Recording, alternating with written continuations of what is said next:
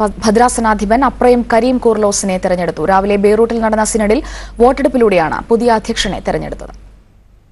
41 മെത്രാപോലിത്തമാരാണ് സിനഡിൽ പങ്കെടുത്തത്. ഇതിൽ അപ്രയം കരീം കൂർലോസിന് 23 വോട്ടുകൾ ലഭിച്ചു.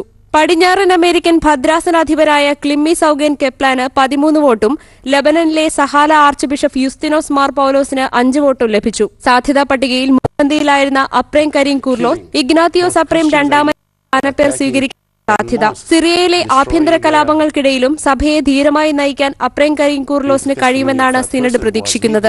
1965 സിറിയയിലെ കാമിഷ്ലിയിൽ ജനിച്ച അപ്രയം കരീം കൂർലോസിന് 48 വയസ്സുണ്ട്.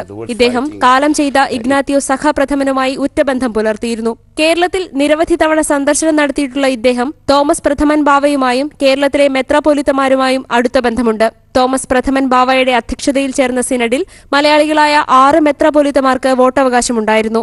ഏഷ്യാനെറ്റ് ന്യൂസ്, കൊച്ചി.